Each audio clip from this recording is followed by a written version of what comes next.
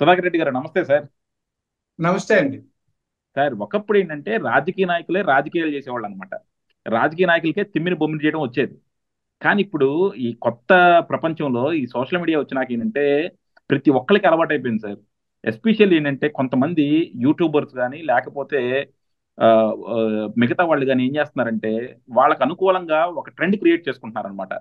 అలా హైదరాబాద్ లో గత వారం రోజుల నుంచి బాగా ఫేమస్ అయిన ఆమె కుమారి ఆంటీ సార్. ఆమె ఏంటంటే హైదరాబాద్ లో రోడ్డు పక్కన ఒక హోటల్ పెట్టుకుంది. ఆ హోటల్లో బాగా ఫేమస్ చేశారు మీమ్స్ చేసేవాళ్ళు కానీ యూట్యూబ్ లో ఇంటర్వ్యూలు చేసి కానీ.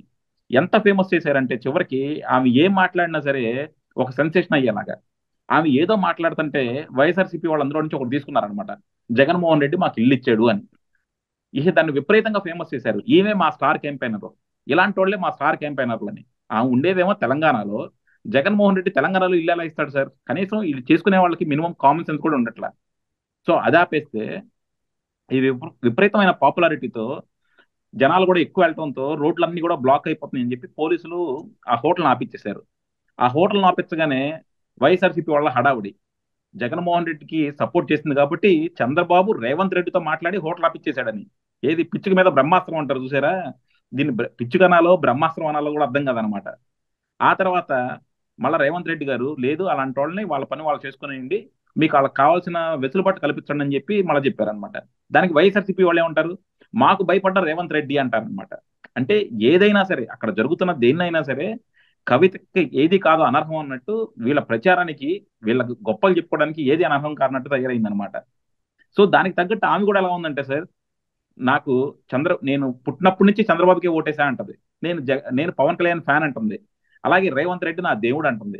వీళ్ళు కూడా ఏంటంటే రాజకీయ నాయకుల్లాగా బాగా అలవాటు చేసుకున్నారనమాట. అందరినీ కూడా తృప్తిపరచడం, అందరినీ కూడా అభిమానులు చేసుకోవటం. ఈ ఈ సోషల్ మీడియా సెన్సేషన్ ఎలా చూస్తారు సార్ అసలు? సార్ ఇది మంచి కేస్ స్టడీ అండి మనకంటే జనాల్ని ఎలాగైనా బకరాలు చేయొచ్చు ఉమ్, అంటే సోషల్ మీడియాలో చిన్న టెక్నిక్స్ తెలిసుంటే ఏమైనా చేయొచ్చు అని ఆమె కూడా కనిపెట్టింది. ఉహుం, అలాగే ఇప్పుడు యూట్యూబ్ లో మనం వ్యూవర్షిప్ కోసం మీకు కూడా తెలుసు thumbnail లో నెగిటివ్ గా ఉంటే బాగా చూస్తారండి. అంతే. ఇప్పుడు ఇప్పుడు మన ఇప్పుడు మనం ఎవరినో పొగిడి పెడితే అది చూడరు, ఉమ్, నెగిటివ్ గా ఉండాలి. నేను కూడా గమనిస్తుంటే కొంత నేను డైలీ ఆర్టికల్స్ చదివి పాత రోజుల్లో నెగిటివ్ గా పెట్టేవాడిని. ఉహుం, ఇది ఒక పత్రిక మా పార్టీది కాబట్టి నెగిటివ్ గా కాకుండా పాజిటివ్ గా పెడుతుంటాం క్యాప్షన్స్. పాజిటివ్ క్యాప్షన్స్ పెడితే చదవరండి. ఉహుం. అలాగే ఈ సెన్సేషన్ మన thumbnails కూడా అంతే కదా. అవును. లోపల సబ్జెక్ట్ ఏమన్నా ఉంది, ఇప్పుడు ఏదో వస్తుంటాడు అవుట్ అంటాడు, ఎవడు అవుట్ ఏమో తెలియదు. ఒక ఉమ్, ఎంపీ అవుట్, ఉమ్, ఏఎంపీ మళ్ళీ అదన్నీ చూడాలి వ్యూవర్షిప్. ఇలా యూట్యూబ్ వాళ్ళు ఈ సోషల్ మీడియాలో ఈ హల్చల్ చేసేవాళ్ళు, ఈ రీల్స్ చేసేవాళ్ళు వీళ్ళంతా ఇది ఒక టెక్నిక్ కనుక్కున్నారు. దీన్ని సొంతానికి వాడుకోవడంలో వైఎస్ఆర్ పార్టీ వాళ్ళు సిద్ధహస్తులండి. ఉహుం.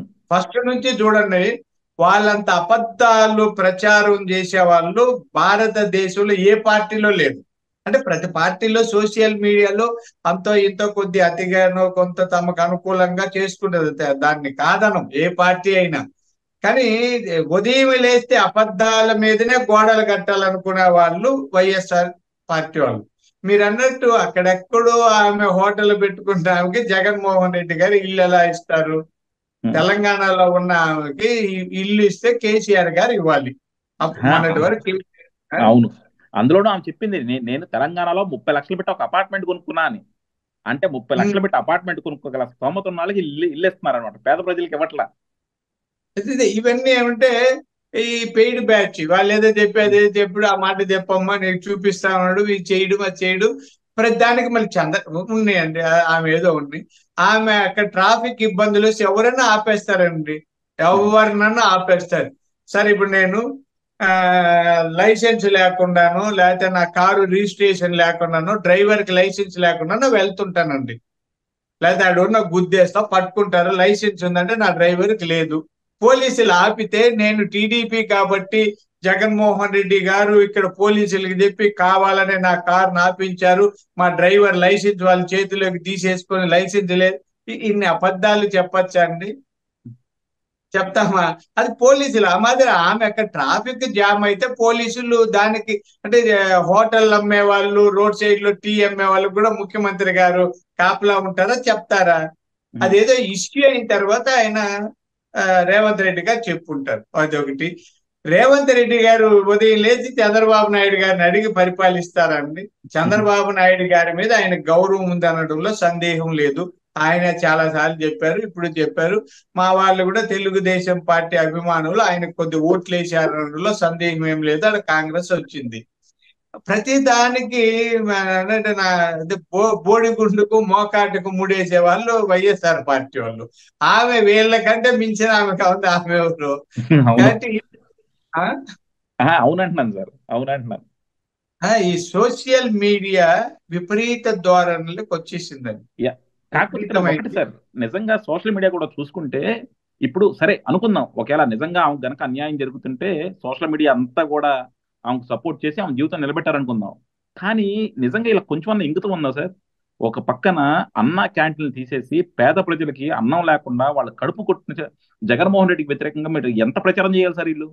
ఈ ఎవరో కుమార్ ఆంటీ అనే ఆమె ఒక ఆమెకి నష్టం జరిగిందని చెప్పి సోషల్ మీడియా అంతా ముక్కమ్మడిగా ఆమెకి ప్రచారం చేశారు కదా, ఆమెకి సపోర్ట్ చేశారు కదా. మరి అన్న క్యాంటీన్లు తీసేసినప్పుడు అదే జగన్మోహన్ రెడ్డిని ఎందుకు ప్రశ్నించలేకపోయారు? ఎందుకు తీసేస్తామని ఎందుకు ప్రశ్నించలేకపోయారు? అదే పాజిటివ్ గా ఉంది. అదే మీకు ఇందాక పాజిటివ్ చేయరండి. ఉమ్, సోషల్ మీడియాలో వచ్చే వాళ్ళు ఎక్కువ నేను చూస్తుంటాను. వ్యూవర్షిప్ కోసం ఏ అబద్ధాలు కొంతమంది తప్పులు కూడా చెప్పేస్తుంటారండి. కొంతమంది నాయకులు లేదంటే సెలబ్రిటీలు చచ్చిపోయారు అని కూడా వేసేస్తుంటారు. క్వశ్చన్ మార్క్ వేసేసి చెప్పారు అన్నారు ఇవన్నీ మనం చదివితే సాయంత్రానికి ఇవి ఎక్కువ. కొన్ని నేను చాలా మంది చెప్తుంటా ఫేక్ అని. మీకు చెప్తాను ఎంత ఫేక్ అంటే ఉమ్, నిన్న ఆంధ్రజ్యోతిలో ఒక వార్త వచ్చినట్టుగా ఉమ్. అంటే అవును. నూట అరవై తొమ్మిది 11 సీట్లు. ఆ? 69 సీట్లు జనసేనకి ఇచ్చినట్టు. ఏదో వచ్చి అక్కడ క్లియర్ గా ఆంధ్రజ్యోతి అమరావతి డేట్ లైన్ అండి నాకు ఎవరో ఉమ్, పంపారు.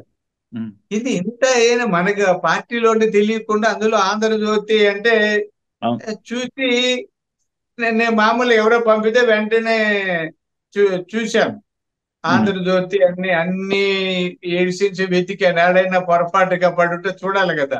అన్ని ఉమ్, చూసి ఆ అబ్బాయికి ఫోన్ చేశాను. ఉమ్, కాదే నువ్వు సరిగ్గా చూసావా ఇట్లా అని ఎందుకు ఆంధ్రజ్యోతి అంటే అన్న ఆ పాంట్ అన్ని చూశాను నేను. ఆంధ్రజ్యోతి పాంట్ ఆ అబ్బాయి కూడా జర్నలిస్టే. ఉమ్, క్లియర్ గా ఇది ఆంధ్రజ్యోతి అన్నాడు. మరి ఏడా కనపడలేదు. చూడ తర్వాత చెప్పాను ఇది ఫేక్ అని. అంటే ఫేక్ న్యూస్ కోసం ఇప్పుడు వాళ్ళు సాధించింది ఏమంటే నిజంగా ఇది పెట్టారు ఆంధ్రజ్యోతి పేరుతో ఫేక్ న్యూస్ పెట్టారు. అది ఒక గంటకో అరగంటకో లేదా సాయంత్రానికో ఫేక్ అని తెలిసిపోయినాక వాళ్ళు సాధించింది ఏముంది? ఆ 2 నిమిషాల్లో నిజమే పవన్ కళ్యాణ్ గారికి అన్ని సీట్లు కూడా ఇచ్చేసాం. ఏం సాధించారు వీళ్ళు? ఉమ్. అంటే ఇవన్నీ కూడా పైచాచిక ఆనందం అంటుంటాం. ఏదో అమ్మ సాధించాను చూడండి. కాబట్టి ఇవన్నీ పిల్ల చేష్టలండి. చిన్న పిల్లలు ఏం చేస్తుంటారంటే వెనకపోతుంటే ఇంకు చల్లుతారు. అంటే ఇప్పుడు బాల్ పెన్లు వచ్చి మా రోజులు ఇంకు పెన్లు ఉన్నాయి. చలి వాడికి పెద్ద ఆనందం అరే వాడి సత్తు ఇంకు ముద్రలో పడిపోయిందని. ఉమ్. ఇట్లా వీళ్ళందరూ కూడా ఈ సోషల్ మీడియా అందరని కాదు కొంతమంది అండి. సోషల్ మీడియాలో చాలా జెన్యున్ గా చేసే వాళ్ళు అనుభవజ్ఞులు కూడా ఉన్నారు. ఇట్లా కొన్ని చిల్లర కేసులన్నీ వచ్చి ఈ సామాజిక మాధ్యమాలని భ్రష్టు పట్టిస్తున్నారు. దీంట్లో ఎక్కువగా వైఎస్ఆర్ పార్టీలో ఉన్న వాళ్ళు 90% చిల్లర బ్యాచ్ అండి. 10% ఉండొచ్చేమో మంచి వాళ్ళు కూడా. కాబట్టి ఇది ఈ సామాజికంగా ఉన్న ఒక రుగ్మత లేదా సమస్యగా భావిస్తున్నాం అంతే. యా, డెఫినెట్ గా సార్. నిజంగా ఈ సోషల్ మీడియా అనేది ఒక పిచ్చ అయిపోయింది అనమాట. అందులో కూడా మీరు అన్నట్టు ఏంటంటే నెగిటివిటీ అనేది బాగా పెరిగిపోయింది. అందుకే చాలా మంది ట్విట్టర్ ఇలాంటి ప్లాట్ఫామ్స్ నుంచి కూడా బయటికి వెళ్ళిపోతున్నారు అనమాట. అక్కడ పాజిటివ్ ట్వీట్ పెడితే ఎవడో రెస్పాన్స్ అవ్వడు. అదే నెగిటివ్ పెట్టండి 100 మంది వచ్చేస్తారనమాట చీమల్లాగా. సో డెఫినెట్ గా ఇలాంటి మాత్రం ఎప్పటికన్నా సరే మేబీ సోషల్ మీడియా ప్లాట్ఫామ్స్ కూడా వాళ్ళకి ఎంతమంది వాడుకుంటే అంత బెనిఫిట్ కాబట్టి వాళ్ళు ఏం చేయకపోవచ్చు. కానీ మీలాంటి సామాజిక శాస్త్రవేత్తలు కానీ లేకపోతే మీలాగా ప్రజల గురించి ఆలోచించే వాళ్ళు కానీ ఎప్పటికప్పుడు వార్న్ చేస్తూ ఉంటే బాగుంటుంది సార్ వీటి గురించి. థ్యాంక్ యూ అండి, thank you very much sir.